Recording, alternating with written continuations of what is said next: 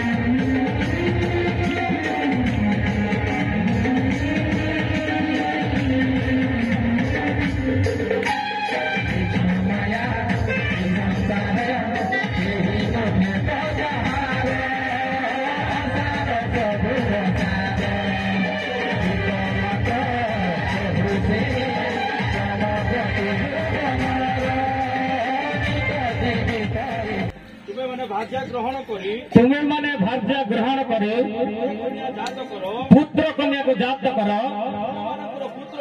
आओ तुम मान कर पुत्र गण को भार्या ग्रहण कराओ और तुम मान कर कन्या गण को स्वामी ग्रहण कराओ से माने पुत्र कन्या जात करंतु आओ तुम्हें माने सेटारे उदित उड़ा हुआ नहीं प्रभु समस्त कोई वाक्य समस्त आशीर्वाद करंतु आसु आम प्रार्थना जीवा आम निकट में परमेश्वर दास बक्रासिल ठार आसी अछंती परमेश्वर दास शिवलाल माम को अनुरोध करछि प्रार्थना रे करबे तुम्हें महापवित्र परमेश्वर प्रभु प्रभु एते बेले प्रभु हम तुम्हार धन्यवाद करूछु तुम्हार प्रशंसा करूछु तुम्हारी गौरव संभ्रम करूछु प्रभु प्रभु तुम्हें ही प्रभु राजा मानकर राजा प्रभु मानकर प्रभु प्रभु तुम्हें ही प्रभु सत्य नित्य जीवित परमेश्वर प्रभु हम से धन्यवाद दौछु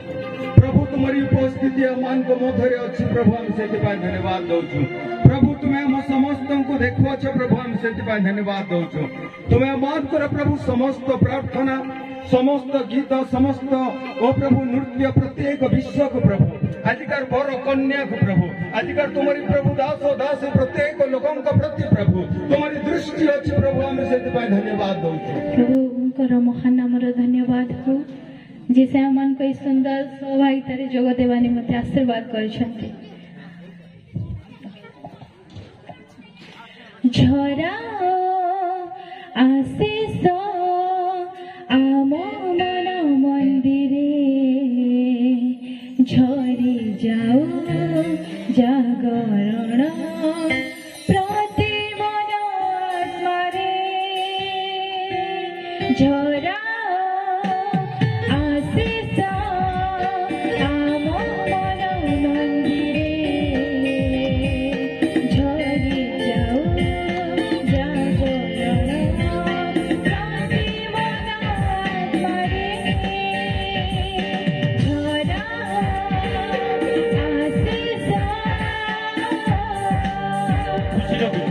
खुशी दिवस अटे किंतु मत टे गोटे विषय मन पड़े मोर मौसी विषय मौसा विषय खुशी माहौल रे कन्या को माँ एवं बापा मन पकाइबा केते दूर पर्यंत भल विषय मु तो कही पारु नहीं किंतु मोर मन पड़े जे सेमानकर प्रेम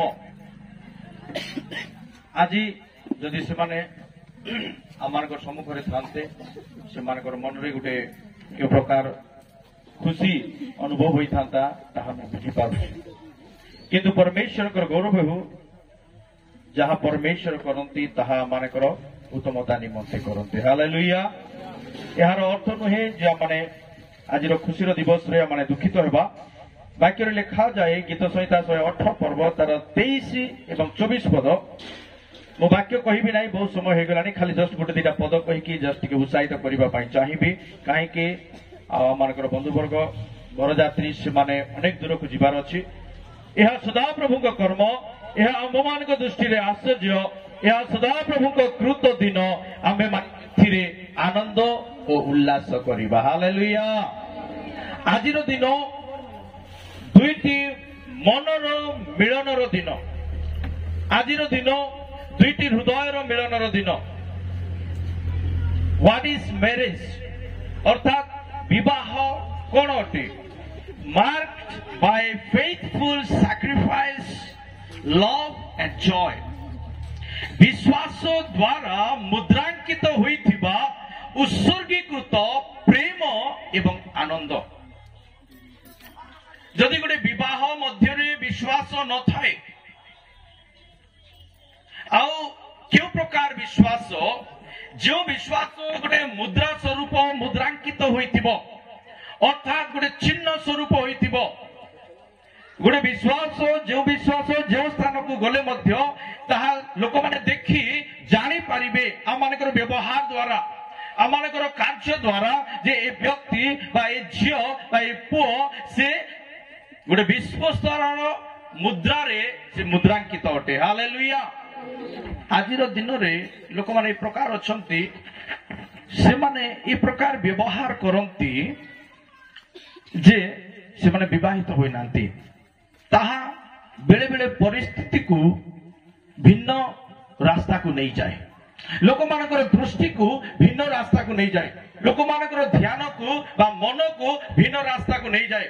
କିନ୍ତୁ ଆମମାନଙ୍କର ବିଶ୍ୱାସ ଏହି ପ୍ରକାର ହେବା ଦରକାର, ଯେଉଁ ବିଶ୍ୱାସ କି ଗୋଟେ ମୁଦ୍ରା ସ୍ୱରୂପ ମୁଦ୍ରାଙ୍କିତ ହେବ ଏବଂ ତାହା କଣ ଅଟେ? ଗୋଟେ ଉତ୍ସର୍ଗୀକୃତ ପ୍ରେମ ସଦୃଶ। ମାନେ ଯେଉଁ ପ୍ରେମ ପରସ୍ପର ନିମନ୍ତେ ଉତ୍ସର୍ଗ କରାଯିବ। ଆଜି এই দিনମାନଙ୍କରେ ଗୁଡ଼ାଏ ବିବାହ ହୁଏ, ଯେଉଁ ବିବାହ ଅଳ୍ପ ଦିନ ମଧ୍ୟରେ କଣ ହୁଏ? ଭାଙ୍ଗିଯାଏ। ଏହାର କାରଣ କଣ? ସେମାନଙ୍କର ମଧ୍ୟରେ ଉତ୍ସର୍ଗତା ନଥାଏ, ଜିଦ୍ ଥାଏ। ମୁଁ ଯାହା କହିବି ରାଇଟ୍, ଦୁଇ ପକ୍ଷରେ କଣ ଥାଏ? ଜିଦ୍ ରୁହେ, ଉତ୍ସର୍ଗ ନଥାଏ, ପରସ୍ପର ପ୍ରତି ଉତ୍ସର୍ଗତା ନଥାଏ। ଆପଣମାନେ ଚିନ୍ତା କରନ୍ତୁ, ଯଦି ଆମେ ଦେଖିବା ଆଦି ପୁସ୍ତକରେ ଗୋଟେ ବିଷୟ ଲେଖାଯାଏ, ଏକ ପର୍ବରେ 26 ପର୍ବ, ଏକ ପର୍ବ ତାର 26-27 ଲେଖାଯାଏ, ପରମେଶ୍ୱର କଣ କଲେ? ଆପଣା ପ୍ରତିମୂର୍ତ୍ତିରେ ମନୁଷ୍ୟକୁ ନିର୍ମାଣ କଲେ। ହାଲେଲୁୟା। ଆପଣା ପ୍ରତିମୂର୍ତ୍ତି ମାନେ ପରମେଶ୍ୱରକୁ ବି ଦୁଇଟା ଆଖି ଅଛି, ଦୁଇଟା କାନ ଅଛି, ସେମିତି କି ନାହିଁ। ହିତପଦରେ ସେ ଯଦି ଆମେ ଦେଖୁ, ବାକ୍ୟରେ ଲେଖାଯାଏ ଗୁଣବତୀ ସ୍ତ୍ରୀ କିଏ? ହାଲେଲୁୟା। ପ୍ରେଜ୍ ଦ ଲର୍ଡ। ଗୁଣବତୀ ସ୍ତ୍ରୀ କିଏ ପାଇପାରେ? ପରମେଶ୍ୱର ଆପଣା ଗୁଣରେ ମନୁଷ୍ୟକୁ ନିର୍ମାଣ କଲେ, ଆପଣା ଚରିତ୍ରରେ ମନୁଷ୍ୟକୁ ନିର୍ମାଣ କଲେ, ଆପଣା ବ୍ୟବହାରରେ ମନୁଷ୍ୟକୁ ନିର୍ମାଣ କଲେ। ପ୍ରେଜ୍ ଦ ଲର୍ଡ। ଏବଂ ପରମେଶ୍ୱର ଯେତେବେଳେ ପୃଥିବୀକୁ ସୃଷ୍ଟି କଲେ, সেই ପରମେଶ୍ୱର ତାଙ୍କର ଶବ୍ଦ ମାତ୍ରାରେ ସେ ସୃଷ୍ଟି କଲେ, କହିବା ମାତ୍ରାରେ ସେ ସୃଷ୍ଟି କଲେ। କିନ୍ତୁ ମନୁଷ୍ୟକୁ ଯେତେବେଳେ ସୃଷ୍ଟି କଲେ, ଆପଣମାନେ ଜାଣନ୍ତି ସେ କଣ କଲେ? ଆସ ଆମ୍ଭେମାନେ ମନୁଷ୍ୟ ନିର୍ମାଣ କରୁ। ହାଲେଲୁୟା। କାହା ସହିତ କଥାବାର୍ତ୍ତା ହେଲେ? ପରମେଶ୍ୱର ନିଜକୁ ନିଜ ସହିତ ସେ କଥାବାର୍ତ୍ତା ହେଲେ। ହାଲେଲୁୟା। ମନୁଷ୍ୟକୁ ପରମେଶ୍ୱର ସୃଷ୍ଟି କରିବା ସମୟରେ ସେ ନିଜକୁ ନିଜେ କଥାବାର୍ତ୍ତା ହେଲେ ଏବଂ ଆସ ଆମେ ଗୋଟେ ଏହି ପ୍ରକାର ବ୍ୟକ୍ତି ବିଶେଷକୁ ନିର୍ମାଣ କରୁ ଯାହା ସହିତ ଆମେ ବାସ କରିପାରିବା। ମନୁଷ୍ୟ ଏହି ପ୍ରକାର ଅଟେ ଏବଂ ସେ ମନୁଷ୍ୟ ମାନଙ୍କ ମଧ୍ୟରେ ପରମେଶ୍ୱର ଗୋଟେ ବିଷୟ ନିରୂପିତ କଲେ, ତାହା ହେଉଛି ବିବାହ। ହାଲେଲୁୟା। ପ୍ରଭୁଙ୍କର ଦାସ ଗୋଟେ ବାକ୍ୟ ପଢୁଥିଲେ, ତୁମେ କଣ କର? ଗ୍ରହଣ କର, ଦିଅ, ନିଅ, ଆଣ, ସେମାନଙ୍କୁ ଆଶୀର୍ବାଦ କର ଏବଂ ବହୁବନ୍ତ ଆଉ ପ୍ରଜାବନ୍ତ ହୁଅ। ପରମେଶ୍ୱରଙ୍କର ଆଶୀର୍ବାଦ ସେ ଆମମାନଙ୍କର ଜୀବନରେ ଦେଲେ। ହାଲେଲୁୟା। ଆଉ ବିବାହ ନହେଲେ ସେ ଆଶୀର୍ବାଦ ପରିପୂର୍ଣ୍ଣ ହେବ ନାହିଁ। ଆଉ ବିବାହ ମଧ୍ୟ ପରମେଶ୍ୱରଙ୍କର ଇଚ୍ଛାକୁ ସମ୍ପୂର୍ଣ୍ଣ କରିବା ବିଷୟ ଅଟେ। ହାଲେଲୁୟା। ଆଉ ଯେତେବେଳେ ବିବାହ କରାଯାଏ, ତାହା ପରମେଶ୍ୱରଙ୍କର ଇଚ୍ଛା ସାଧିତ ହୁଏ, ପରମେଶ୍ୱରଙ୍କର ଉପସ୍ଥିତି ସାଧିତ ହୁଏ। ବିବାହ ପରମେଶ୍ୱରଙ୍କର ଦୃଷ୍ଟିରେ ଆନନ୍ଦଜନକ ବିଷୟ ଅଟେ। ଆଉ ବିବାହ ପରମେଶ୍ୱର ଦୃଷ୍ଟିରେ ଆଶୀର୍ବାଦ ଜନକ ବିଷୟଟି ଏବଂ ସେଇ ଆଶୀର୍ବାଦକୁ ବା ପରମେଶ୍ୱରଙ୍କର ଇଚ୍ଛାକୁ ପରିପୂର୍ଣ୍ଣ କରିବାର ଗୋଟେ ପ୍ରକ୍ରିୟା ଅଟେ। ହାଲେଲୁୟା। ଯଦି ଆମେ ବାକ୍ୟରେ ଦେଖୁ ଗୁଡାଏ ବାକ୍ୟ ରହିଅଛି ବିବାହ ବିଷୟ ନେଇକରି, ଗୁଡାଏ ବିଷୟ ରହିଅଛି। ଯଦି ବିବାହ ମଧ୍ୟରେ ବିଶ୍ୱାସ ନଥାଏ, ସ୍ୱାମୀ ସ୍ତ୍ରୀ ମଧ୍ୟରେ ଯଦି ବିଶ୍ୱାସ ନଥାଏ ଆଉ ପ୍ରେମ ନଥାଏ, ସେଇ ବିବାହ କେତେ ଦୂର ପର୍ଯ୍ୟନ୍ତ ମଜବୁତ ହେଇକି ରୁହେ ଆମେ କହି ନ ପାରୁ।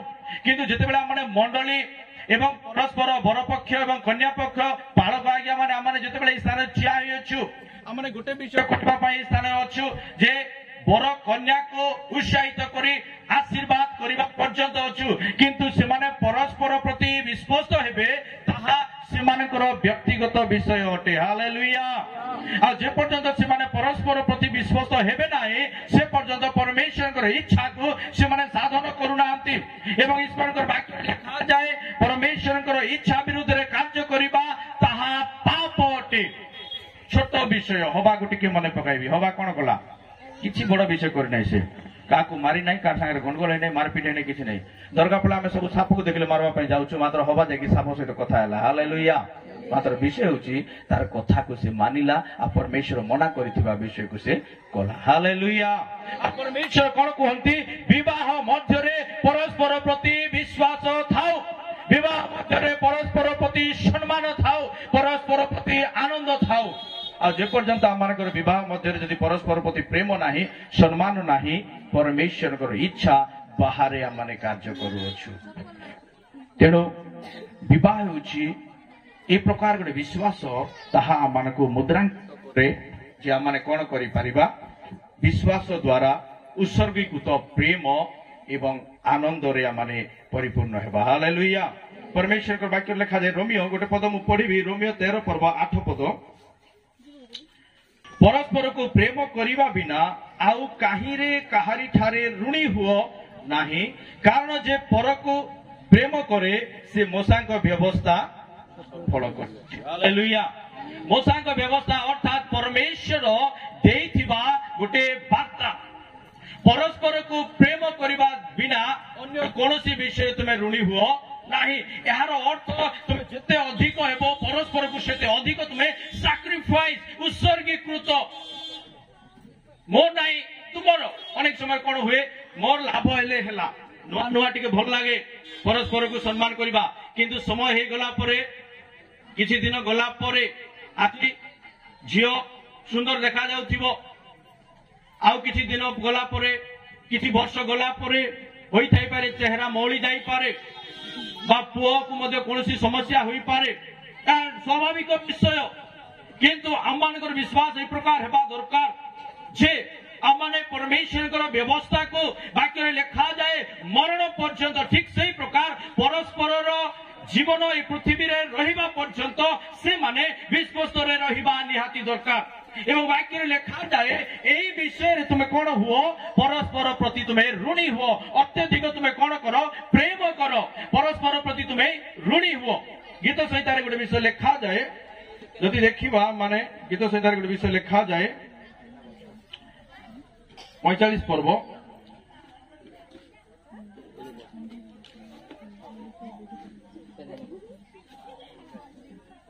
10 ପଦ। ଆଗ କନ୍ୟା ଶୁଣ, ବିବେଚନା କର ଓ ଆପଣା କର୍ଣ୍ଣ ଡେର, ତୁମ ନିଜ ଲୋକଙ୍କୁ ଓ ପିତୃଗୃହକୁ ପାଶୋର। ହାଲେଲୁୟା। ପ୍ରେଜ୍ ଦ ଲର୍ଡ। এটা ଭଲ ଲାଗୁନାହିଁ, ପିତୃଗୃହକୁ ପାତ୍ରୀ ହେବ ନାହିଁ। କେତେ ଲୋକ ଅଛନ୍ତି କଥାରେ, ପ୍ରାକ୍ଟିକାଲି ଆମେ ତ ମନୁଷ୍ୟ ସାମାଜିକ ପ୍ରାଣୀ, ଆମେ ଜାଣିଛୁ। ଶାଶୁ ମାନେ ଗୋଟେ କଥା କହିବେ, ଖାଲି ତାର ବୁଆ ଘରକେ ଆକା ନେଇଯାଉଛି, କହୁଛନ୍ତି କିନି କହି ଦେଖ, ସତ କଥା କିନି ସେ ପିତର ଆଜ୍ଞା, ଏଇଟା ହଉଛି ସେ ବିଷୟ। ତାର ବୁଆ ଘରକେ ଧୋଇ ଦେଲା ନା ବୁଆ ଆମର ଘରକେ ବୋଲଛ। କିନ୍ତୁ ବାକ୍ୟରେ ଲେଖାଯାଏ ପାଶୋର। ଏହାର ଅର୍ଥ ନୁହେଁ ଯେ ସେମାନଙ୍କୁ ଭୁଲି ଯାଅ। ଏହାର ଅର୍ଥ ହେଉଛି ତୁମର ଗୃହ ବର୍ତ୍ତମାନ ଆଜି ଦିନ ଠାରୁ ବରଙ୍କ ଗୃହ ହେଉଛି ତୁମର ଗୃହ। ହାଲେଲୁୟା। ବାକ୍ୟରେ କଣ ଲେଖାଯାଏ? ସିଧା ଲେଖାଯାଏ, ଆଗ କନ୍ୟା ଶୁଣ, ବିବେଚନା କର, ମନେ ପକାଅ, ବିବେଚନା କର, ଭାବ ଟିକେ ଚିନ୍ତା କର।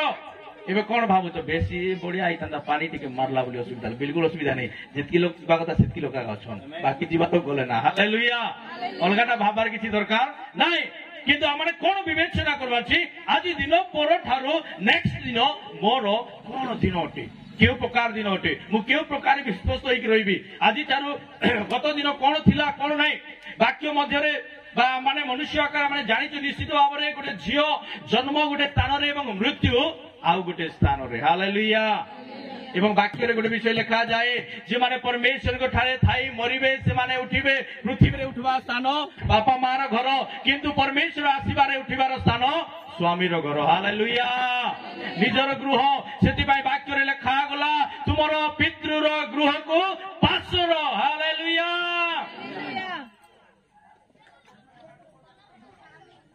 ତୁମ ନିଜ ଲୋକଙ୍କୁ ପିତୃ ଗୃହକୁ ପାଶର ତହିଁରେ ରାଜା ତୁମ ସୌନ୍ଦର୍ଯ୍ୟ ବାଞ୍ଛା କରିବେ କାରଣ ସେ ତୁମର ପ୍ରଭୁ ତୁମେ ତାହାଙ୍କୁ ପ୍ରଣାମ କର ହାଲେଲୁୟା ପ୍ରେଜ୍ ଦ ଲର୍ଡ ପରମେଶ୍ୱରଙ୍କର ଗୌରବ ହେଉ ମୁଁ ଗୋଟେ ପଦ ପଢିବି ଉପଦେଶକ 9 ପଦରେ ଗୋଟେ ବିଷୟ ଲେଖାଯାଏ ଉପଦେଶକ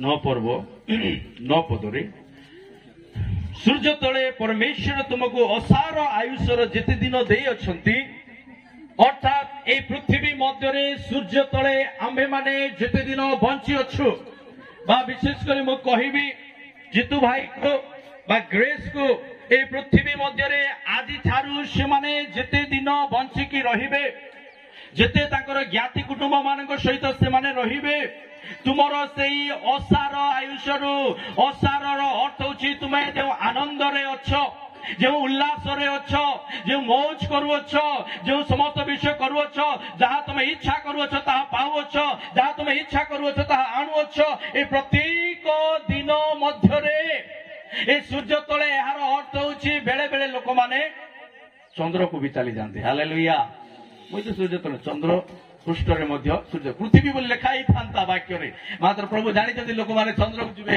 ଲୋକମାନେ ମଙ୍ଗଳ ଗ୍ରହକୁ ଯିବେ ସେ ସମୟରେ ପ୍ରଭୁ ତୁମେ ତ ପୃଥିବୀ ପାଇଁ ବାକ୍ୟ ଦେଇଥିଲ ମୁଁ ଚନ୍ଦ୍ରକୁ ଆସିଲି କିନ୍ତୁ ବାକ୍ୟ ଲେଖାଗଲା ସୂର୍ଯ୍ୟ ତଳେ ସୌରମଣ୍ଡଳ ତୁମେ ଯୋଉଠିକୁ ଯାଅ ସୂର୍ଯ୍ୟ କିରଣ ତୁମକୁ କେବେ ଛାଡ଼ିବ ନାହିଁ ହାଲେଲୁୟା ବାକ୍ୟ ଲେଖାଗଲା ତୁମର ସେଇ ଅସାରର ଆୟୁଷର ସମସ୍ତ ଦିନ କଣ କର ଆପଣା ପ୍ରିୟତମା ଭାର୍ଯ୍ୟା ସଙ୍ଗେ ଆନନ୍ଦରେ ବାସ କର ହାଲେଲୁୟା ହାଲେଲୁୟା ହାଲେଲୁୟା କଣ କର ଆନନ୍ଦରେ ବାସ କର ସେଥିପାଇଁ ମୁଁ କହିଲି ବିବାହ ବିଶ୍ୱାସ ଦ୍ୱାରା ମୁଦ୍ରାଙ୍କିତ ହୋଇଥିବା ଉତ୍ସର୍ଗୀକୃତ ପ୍ରେମ ଏବଂ ଆନନ୍ଦ ଅଟେ ହାଲେଲୁୟା ସେଥିପାଇଁ ତୁମେ କଣ କର ଅନ୍ୟ ଯେତେ ସବୁ ବିଷୟ କରିବ କର କିନ୍ତୁ ତୁମର ସ୍ତ୍ରୀ ସହିତ ତୁମର ସ୍ୱାମୀ ସହିତ ତୁମେ କଣ କର ଆନନ୍ଦରେ ତୁମେ ବାସ କର enjoy your life with your spouse ତୁମର ସ୍ୱାମୀ ଏବଂ ସ୍ତ୍ରୀ ମଧ୍ୟର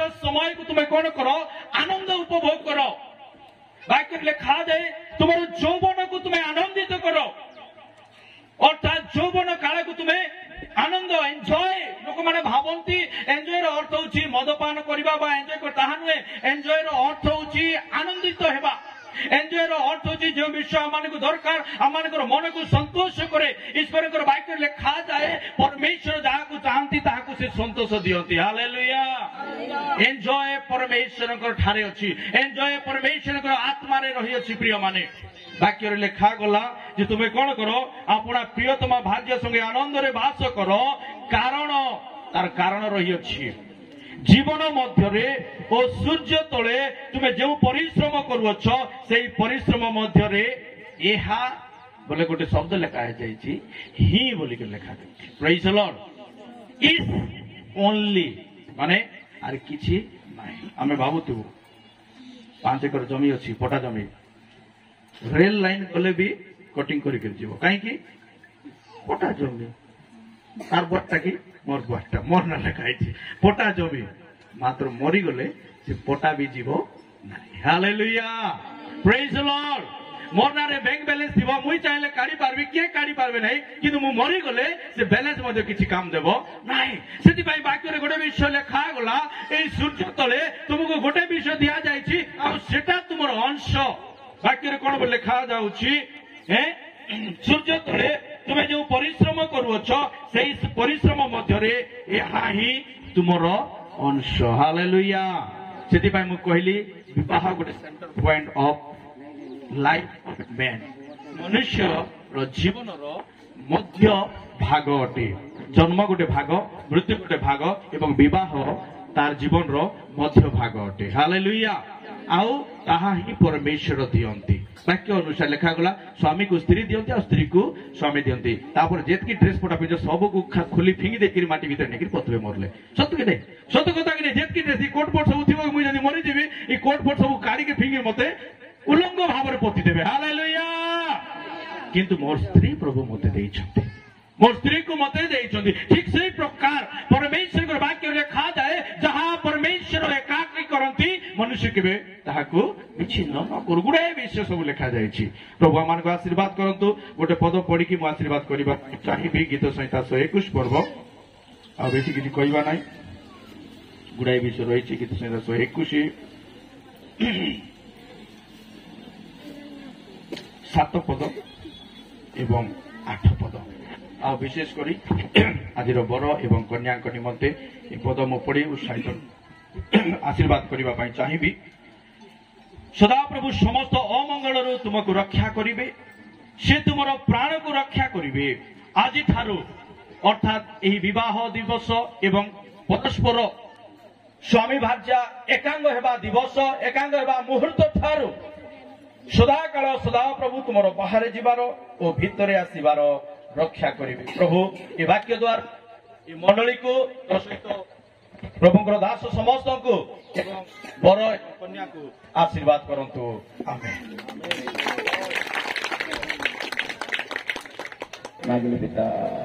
Amen. Praise the Lord. Hallelujah. Hallelujah. Hallelujah. ପ୍ରଭୁଙ୍କର ମହାନାମର ଗୌରବ ହଉ। ବିଶେଷ କରି ଆଜିର ଦିନ ହେଉଛି ବହୁତ ବଡ଼ ଗୋଟେ ଆଶୀର୍ବାଦର ଦିନ, ଯାହାକି ଆମେମାନେ ଅପେକ୍ଷା କରିଥିଲୁ। ଅନେକ ଦିନ ଧରି ପ୍ରାର୍ଥନାରେ ଉପସ୍ଥିତ ହେବା ପାଇଁ ବନ୍ଧୁବର୍ଗମାନଙ୍କୁ ଏବଂ ଆସିବା ବରଙ୍କୁ ମଧ୍ୟ ସୁରକ୍ଷିତରେ ପ୍ରଭୁ ଆମମାନଙ୍କ ମଧ୍ୟରେ ଉପସ୍ଥାପନ କରନ୍ତୁ ବୋଲି ପ୍ରାର୍ଥନା କରିଥିଲୁ। ପ୍ରଭୁ ସେହି ପ୍ରାର୍ଥନା ଶୁଣି ଆଜି ଆମମାନେ ସେହି ବର କନ୍ୟାଙ୍କ ବେଦୀରେ ଉପସ୍ଥିତ ଅଛୁ। ଏହା ହେଉଛି ବହୁତ ବଡ଼ ଆଦର ଏବଂ ସମ୍ମାନୀୟ ବିଷୟ ଅଟେ। ପ୍ରେଜ୍ ଦ ଲର୍ଡ। ହାଲେଲୁୟା। ଆଉ ବିଶେଷ ଏହି ସମୟରେ ବିବାହ ଆରମ୍ଭ ହେବାକୁ ଯାଉଛି, ଯାହାକି ବିବ୍ଲିକାଲ ବାଇବଲର ଆଧାର ଅନୁଯାୟୀ ଆମେମାନେ ବିବାହ କରିବା ପାଇଁ ଅଗ୍ରସର ଅଟୁ। ଆଉ ବିଶେଷ କରି ଏହି ବିବାହ ମଧ୍ୟରେ ଉପସ୍ଥିତ ହେବା ପାଇଁ ମୁଁ ଏବଂ ମୋର ସହକର୍ମୀମାନେ, ପାଳକ ମହାଶୟମାନେ ଏବଂ ଏଠିକାର ସ୍ଥାନୀୟ ପାଳକ ଶ୍ରୀଯୁକ୍ତ ରାଜକୁମାର ସେନାପତିଙ୍କୁ ଆମମାନଙ୍କ ମଧ୍ୟରେ ବରକନ୍ୟାଙ୍କ ସମ୍ମୁଖରେ ଉଭା ହେବା ପାଇଁ ମୋ ପରି ଜଣେ ପାଳକଙ୍କୁ ପ୍ରଭୁ ଉପସ୍ଥିତ କଲେ। ଏଣୁ ହୃଦୟ ସହିତ ଉପସ୍ଥିତ ପ୍ରତ୍ୟେକଙ୍କୁ, ପାଳକ ମହାଶୟଙ୍କୁ ହୃଦୟ ସହିତ ନମସ୍କାର ଜ୍ଞାପନ କରିବା ସଙ୍ଗେ ସଙ୍ଗେ ଆସିଥିବା ପ୍ରତ୍ୟେକ ବନ୍ଧୁବର୍ଗ ଆଉ ତଳରେ ବସିଥିବା ପାଳକ ମହାଶୟଙ୍କୁ ମୋର ପ୍ରଣାମ ଗ୍ରହଣ କର ବୋଲି ପ୍ରାର୍ଥନା କରୁଅଛି। ହାଲେଲୁୟା। ଏଥି ନିମନ୍ତେ ମୁଁ ନିବେଦନ କରୁଛି ଯେ ବର କନ୍ୟାଙ୍କୁ ସେମାନେ ନିଜ ନିଜ ସ୍ଥାନରେ ଉଭା ହେବେ, ଆଉ ସେମାନେ ଠିଆ ହେବେ, ଆଉ ମଣ୍ଡଳୀଙ୍କ ସମ୍ମୁଖରେ ମୁଁ ଏମାନଙ୍କ ନିକଟରେ ଉଭା ହେଇଥିବା କାରଣରୁ ମଣ୍ଡଳୀକୁ ମୁଁ ଅନୁରୋଧ କରୁଛି, ଯେ ବର କନ୍ୟା ଆଜି ବେଦୀ ସମ୍ମୁଖରେ ଉଭା ହୋଇ ଅଛନ୍ତି, ଆଉ ଏମାନଙ୍କର ବିବାହ ପାଇଁ ଆମେ ସମସ୍ତେ ଉପସ୍ଥିତ ହେଉଛୁ। ଆଉ ଏହି ଗୋଟିଏ ବିଷୟ ବାଇବଲ ଆମମାନଙ୍କୁ ପ୍ରକାଶ କରେ, ବିବାହ କରିବା ପୂର୍ବରୁ ନିଶ୍ଚିତ ଭାବରେ ଆମମାନଙ୍କୁ ଜାଣିବାକୁ ପଡିବ, ଜ୍ଞାତ ହେବାକୁ ପଡିବ ଯେ ଆମମାନଙ୍କର ବିବାହର ବର କନ୍ୟାଙ୍କୁ ଆମେ ପଚାରିବା ଏମାନଙ୍କର ଜୀବନରେ ଯୋଉ ସ୍ନେହ ମମତା ଅଛି ତା ଆଜି ଠାରୁ ସେମାନେ ରହିବେ ଆଉ ତା ଜୀବନରେ ଯଦି ବା କୌଣସି ଅସୁବିଧା ଅଛି କି ନ ଅଛି ତାହା ଆଜି ଆମେ ତାଙ୍କ ମୁଖରୁ ଆମେ ଶୁଣିବା। ଯେ ପ୍ରିୟ ଜିତୁନନ୍ଦ ଏବଂ କୁମାରୀ ଗ୍ରେସ୍ ସେନାପତି ଆଜି ଆମଙ୍କ ମଧ୍ୟରେ ଦୁଇ ଜଣ ଉଭା ହେଇଛନ୍ତି ବିବାହ ପାଇଁ। ବିବାହ ବେଦୀରେ ଆମେ ମଧ୍ୟ ବିବାହ କରିବା ପାଇଁ ଅପ୍ରସ୍ତୁତ ଅଟୁ, କିନ୍ତୁ ବିବାହ ହେବା ପୂର୍ବରୁ ଗୋଟିଏ ପ୍ରଶ୍ନ ମୁଁ ପଚାରେ ଆପଣଙ୍କୁ, ଆପଣଙ୍କର ଦୁଇ ଜଣଙ୍କ ମଧ୍ୟରେ କଣ ଏ ପ୍ରକାର ଗୋଟେ ବିବାହ ନ ହେବାର କୌଣସି ପ୍ରତୀକ ପ୍ରତିବନ୍ଧକ ଅଛି କି ଯାହାକି ଆପଣଙ୍କର ବିବାହ ହେଇନପାରେ? ଜୋରସେ କୁହନ୍ତୁ। नहीं ପ୍ରେଜ୍ ଦ ଲର୍ଡ। नहीं ପ୍ରେଜ୍ ଦ ଲର୍ଡ। ତେବେ ମୁଁ ମଣ୍ଡଳୀକୁ ଅନୁରୋଧ କରିବି ଆମେ ଜୋରସେ ଗୋଟେ କରତାଳି ସହିତ ବିବାହ ବେଦୀରେ ବିବାହ ସ୍ଥାନକୁ ଆମେ ପ୍ରବେଶ କରିବା।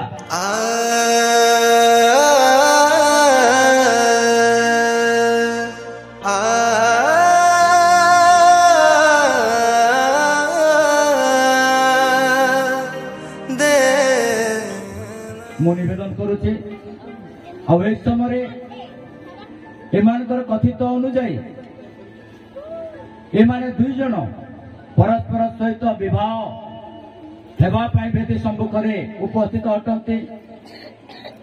ମୁଁ ମଣ୍ଡଳୀକୁ ଅନୁରୋଧ କରୁଛି ଏମାନଙ୍କର ବିବାହରେ କୌଣସି ପ୍ରକାର ତ୍ରୁଟି ଅଛି ମଣ୍ଡଳୀ ତରଫରୁ ବା ସମାଜ ତରଫରୁ ତାହେଲେ ଆପଣ ଏହି ସମୟରେ ବଖାଣ କରିପାରିବେ ଯଦ୍ୱାରା କି ବିବାହ ନ ହୁଏ। ଅଛନ୍ତି କି ଏ ପ୍ରକାର କୌଣସି ବ୍ୟକ୍ତି? ଏମାନେ ଯେପରି ବିବାହ ନ ହୁଅନ୍ତି ଏଥି ନିମନ୍ତେ ମଣ୍ଡଳୀ ମଧ୍ୟରୁ କୌଣସି ପ୍ରକାର ଅଭିଯୋଗ ଅଛି କି? Praise the Lord। ମଣ୍ଡଳୀ ତରଫରୁ କୌଣସି ଅଭିଯୋଗ ନାହିଁ, ଏଣୁ ଏମାନେ ବିବାହ ହେବା ପାଇଁ କୌଣସି ପ୍ରକାର ପ୍ରତିବନ୍ଧକ ନାହିଁ। ଏଣୁ ମୁଁ ଅନୁରୋଧ କରୁଛି ବର୍ତ୍ତମାନ ବରକୁ ତାଙ୍କ ମା ବାପାଙ୍କୁ ଏବଂ କନ୍ୟାର ଅଭିଭାବକଙ୍କୁ ମୁଁ ଅନୁରୋଧ କରୁଅଛି ସେମାନେ ଆଗକୁ ଆସିବେ।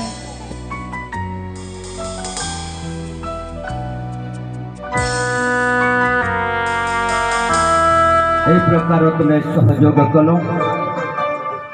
ଆଉ ଦୁଇଙ୍କ ମଧ୍ୟରେ ବିବାହ ବେଦୀରେ ପ୍ରଭୁ ଉପସ୍ଥିତ ହୋଇ ବିବାହ କାର୍ଯ୍ୟକ୍ରମରେ ଆଗେଇ ଯିବା ପାଇଁ ପ୍ରଭୁ ତୁମେ ଆଶୀର୍ବାଦ କରିଅଛ।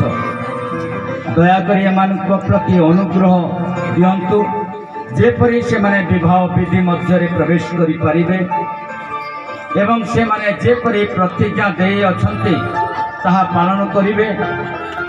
ଏହା ଦେବା ନିମନ୍ତେ ଯୀଶୁ ଖ୍ରୀଷ୍ଟଙ୍କ ନାମରେ ମାଗୁଅଛି, ଆମେନ୍।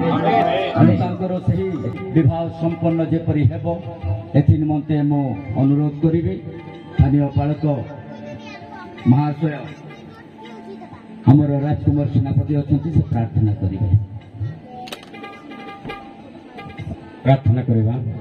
प्रिय प्रभु धन्यवाद गौरव संभ्रम करो धन्यवाद सुविधा आज दिन निमंते ମୁଁ ଜିତୁନନ୍ଦ କୁମାରୀ ଗ୍ରେସ୍ ସେନାପତି को ମୋର ସ୍ତ୍ରୀ ଭାବରେ ଆଜିଠାରୁ ଆଜୀବନ ପର୍ଯ୍ୟନ୍ତ ସ୍ତ୍ରୀ ରୂପେ ଗ୍ରହଣ କଲି।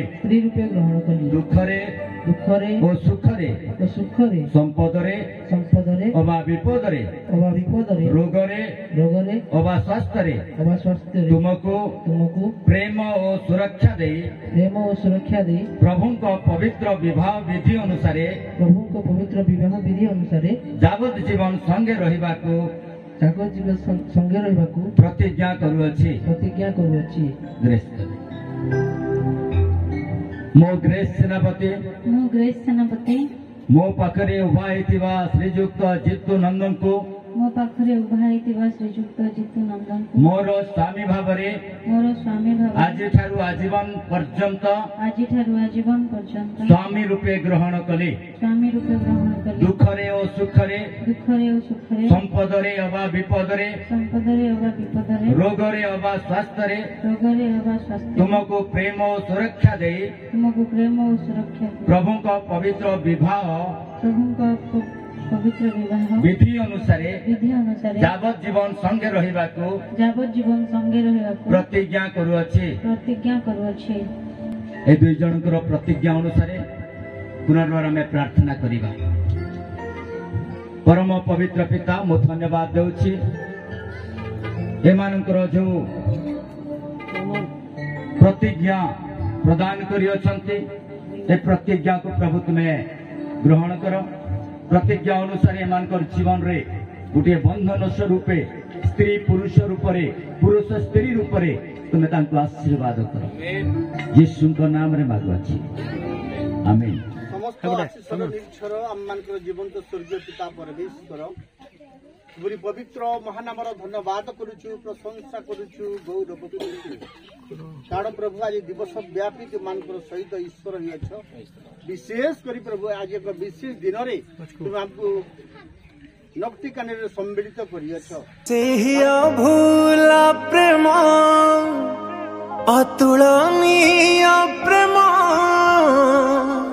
ଅମୂଲ୍ୟ ପ୍ରେମ ତୁମେ ଦେଇଛ। ମୁଁ ଜିତୁନନ୍ଦ କୁମାରୀ ଗ୍ରେସ୍କୁ ଚିରସ୍ଥାୟୀ ପ୍ରେମରେ ନିର୍ଦ୍ଦେଶନ ସ୍ୱରୂପେ ଏହି ମୁଦ୍ରିକାକୁ ପିନ୍ଧାଉଅଛି। ଏହି ଏବଂ ଆଜିଠାରୁ ମୋର ଶରୀର ଓ ଯାବତୀୟ ସମ୍ପଦ ସହାଧିକାରିଣୀ କଲି। ଏକାଙ୍ଗ ହେଲେ ଦୁଇ ମନ ଦୁଇ ପରାଣ, ବିବାହ ସୂତ୍ରେ ଯୋଡ଼ି ଦେଲେ যাব ଜୀବନ। କୁମାରୀ ଗ୍ରେସ୍ ସେନାପତି ଶ୍ରୀଯୁକ୍ତ ଜିତୁନନ୍ଦନଙ୍କୁ ଚିରସ୍ଥାୟୀ ପ୍ରେମରେ ନିର୍ଦ୍ଦେଶନ ସ୍ୱରୂପେ ଏହି ମୁଦ୍ରିକା ପ୍ରଦାନ କରି ଆଜିଠାରୁ ମୋର ଶରୀର ଓ ଯାବତୀୟ ସମ୍ପଦର ଅଧିକାରୀ କଲି। ମୋର ଶରୀର ଓ ଯାବତୀୟ ଜୀବନରେ ସହାଧିକାରିଣୀ କଲି।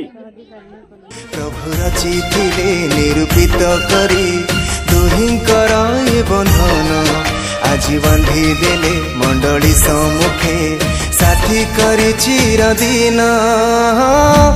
ଏକାଙ୍ଗ ହେଲେ ଦୁଇ ମନ ଦୁଇ ପରାଣ। ଯେହେତୁ ଶ୍ରୀଯୁକ୍ତ ଜିତୁ ନନ୍ଦ ଏବଂ କନ୍ୟା କୁମାରୀ ଗ୍ରେସ୍ ସେନାପତି ଆଜି ପରସ୍ପରକୁ ଏମାନେ ସ୍ୱାମୀ ସ୍ତ୍ରୀ ରୂପରେ ନିର୍ଣ୍ଣିତ ହୋଇ ଅଛନ୍ତି। ଆଉ ପରସ୍ପରକୁ ତାଙ୍କ ପବିତ୍ର ମଣ୍ଡଳୀ ପ୍ରତିଜ୍ଞା ଦେଇ ସେମାନେ ସ୍ୱାମୀ ଓ ସ୍ତ୍ରୀ ଭାବେ ଈଶ୍ୱରଙ୍କର ବୈବାହିକ ବିଧି ଅନୁଯାୟୀ ଗ୍ରହଣ କରିଅଛନ୍ତି। ମୋ ଈଶ୍ୱରଙ୍କର ଜଣେ ନିଯୁକ୍ତ ପାଳକ ଏମାନଙ୍କୁ ସ୍ୱାମୀ ଓ ସ୍ତ୍ରୀ ଭାବେ ପିତା ପୁତ୍ର ପବିତ୍ର ଆତ୍ମାଙ୍କ ନାମରେ ଘୋଷଣା କରୁଅଛି, ଆମିନ୍। ଯାହାକୁ ଈଶ୍ୱର ସଂଯୁକ୍ତ କରିଅଛନ୍ତି ମନୁଷ୍ୟ ତାହା ଭିନ୍ନ ନ କରୁ। ବାନ୍ଧି ଦେଲେ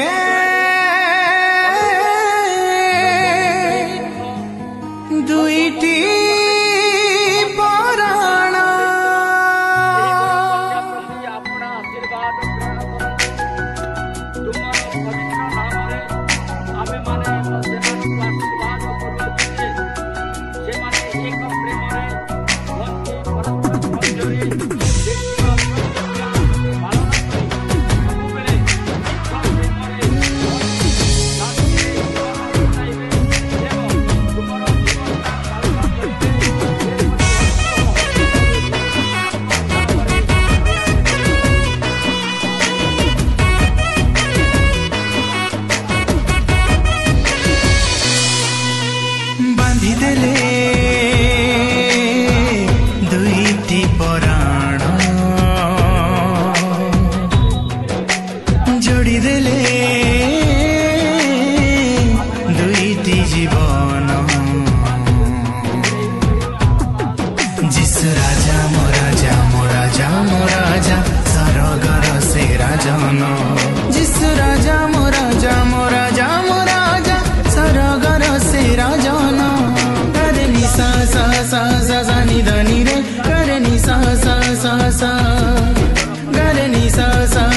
सा सा गा गा मा रे गा रे नि सा सा सा सा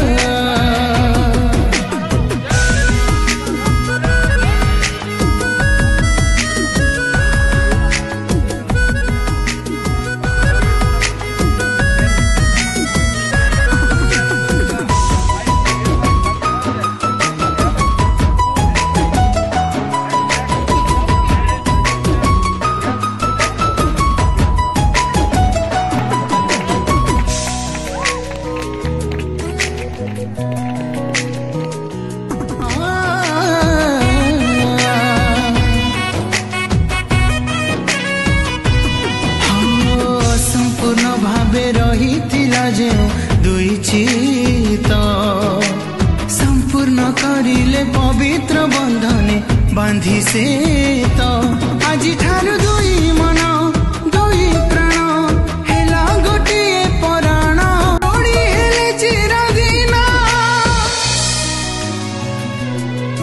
जिसु राजा मो राजा मो राजा मो राजा बांधिले दुई पराण जिसु राजा मो राजा मो राजा मो राजा जोड़िले दुई जीवन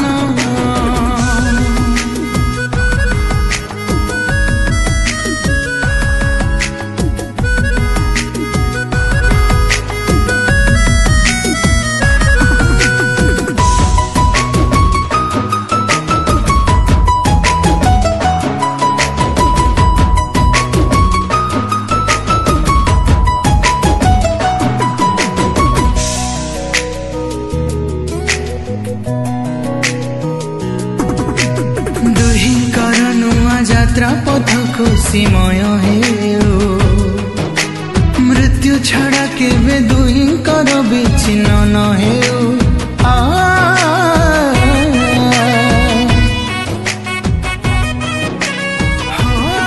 आजीवन प्रेमी दुहिंकर प्राण बंधा था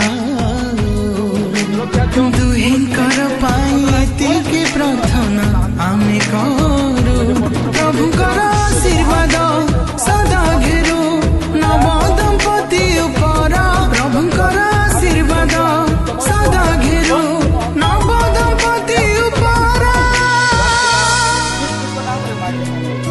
जिसु राजा मो राजा मो राजा मो राजा बांधिले दुई पराण जिसु राजा मो राजा मो राजा मो राजा जोड़िले दुई जीवन जिसु राजा मो राजा मो राजा मो राजा बांधिले दुई पराण जिसु राजा मो राजा मो राजा मो राजा जोड़िले दुई जीवन पम ग म म ग सा पम ग म म नि ध पा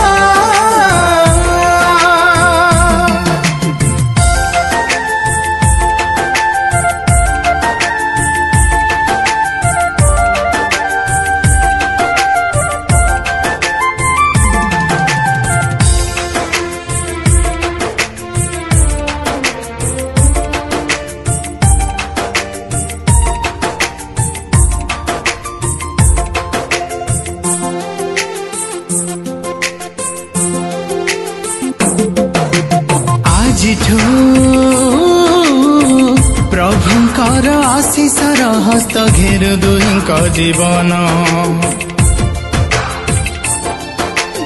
जीवन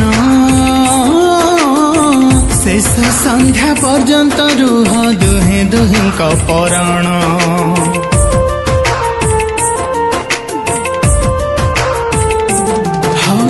आजिठू प्रभुंकर आशीषर हस्त घेर दुहिंक जीवन जीवन शेष संध्या पर्यंत रुह दुहे दुहिंक पराण हेउ तम यात्रा पथ जिसु अछंती तुम सहित हेउ तम यात्रा पथ जिसु अछंती तुम सहित बांधी देले जिसु राजा करी चयन एवं